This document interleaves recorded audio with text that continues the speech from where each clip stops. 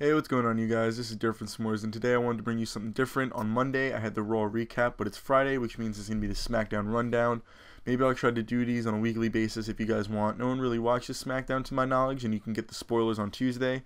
But if I wait until Friday, I can have a video of pictures for you guys to make it visually better for you. So, to kick it off, this was the first SmackDown after SummerSlam, August 22nd, 2014, and it opens up with, of course, the video package of SummerSlam. Now, after that, the Apex Predator Randy Orton comes out and he starts talking about his match with Roman Reigns and how his loss only means that he's going to be more mad and more determined to beat Reigns in the future. So look forward to some type of conflicts between the two, maybe on SmackDown, maybe even on Raw in the next couple days. It's going to be a main event of a couple of Raws and SmackDowns before Night of Champions, I can tell you that much, but look forward to that one.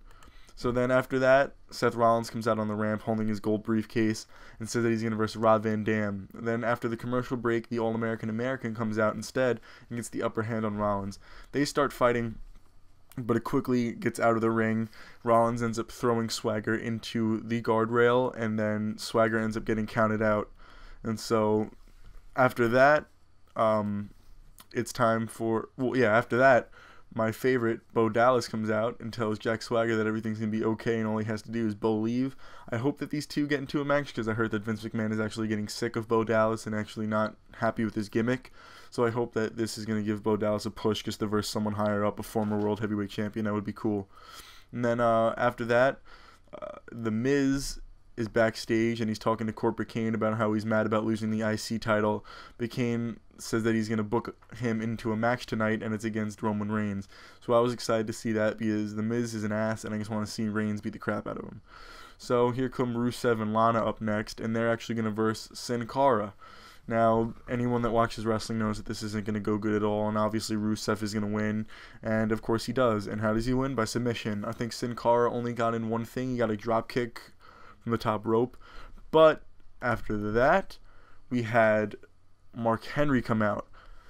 Now that was pretty cool to see Mark Henry come out, and they were having some beef on Raw. I really want to see Mark Henry take him down because he's like really making me mad. He's annoying. He keeps winning. Lana's annoying. She's from Florida. There's no need to be raising the Russian flag, talking about Putin and all that. And I just can't wait for him to lose, and I think Mark Henry can do that. Now, backstage, though, we have Rob Van Dam telling everyone that Randy Orton needs to chill the hell out, but then Randy Orton comes up and knocks him out from behind. That seems to be happening a lot tonight, a lot of behind things. There was kind of some repetition on this episode of SmackDown, but that's okay. So then we have Rob Van Dam versus Randy Orton. Now, Rob Van Dam actually started off beating up Randy Orton, and he keeps surprising me because he's pretty old, and I thought that he'd be gone after Raw because that's what a bunch of people were saying, but I guess not. I think he's staying here. Maybe after the week, we'll have to wait till Raw or the one after, but we'll see. But this one quickly escalated into something totally different. Randy Orton got Rob Van Dam outside of the ring, started just beating the crap out of him, got him on the announcer's table outside, brought him into the ring, and RKO'd him onto the chair. So they're bringing back the whole Randy Orton being insane in the head thing, being like this bigger monster than he has been, because they need to build him up if he wants to verse Reigns, because if he doesn't, then it's not going to look good as two big dudes going against each other that are on a tear. So look for Randy Orton to be winning a bunch, not Seth Rollins, Roman Reigns to be winning a bunch, and then they're just going to clash at Night of Champions. That's what my prediction is, and I think that Reigns is still going to win that one, because they need to build Reigns up, because if they don't, then when he versus Brock Lesnar, that's what I'm saying right now too. I'm convinced that Reigns is going to win the Royal Rumble and verse Brock Lesnar at WrestleMania 31, but we'll see what's going on. Then after that, we have Natalya versus Paige. This seems to be going on a lot, but Natalya actually wins by submission. This is the second time she's beat Paige. I don't know if this is going to mean that they're going to go verse each other for the title at Night of Champions. Probably not, because as you know, they're doing the whole Paige and AJ thing. So, whatever. But this wasn't a title match, so of course Paige is still the champion. But I'm actually interested in that. We'll see what happens. Now, the Rhodes appear together on the ramp, and we've got Stardust and Goldust versus Eric Rowan and Luke Harper. I really like both of the Rowan and Harper. They're really big dudes, but they move, like I said in my last video, they move quick. They can do certain moves, kind of like, well, not exactly like Kevin Steen, but they're big, some of the best brawlers in the business, and that's good. But Stardust and Goldust end up defeating them, of course, because they are the good guys. But look forward to that happening a little bit more. But then after that, the Wyatts come in and destroy the Rhodes brothers at ringside. So I don't know, maybe this is a feud coming in, I don't know. And then the commentators break down some network stats, and then we recap how Triple H announced that Cena will rematch Lesnar at Night of Champions in a main event, which is pretty cool. That'll be nice to watch. I don't know if Brock will beat the crap out of him again like he did at SummerSlam, but we'll have to see.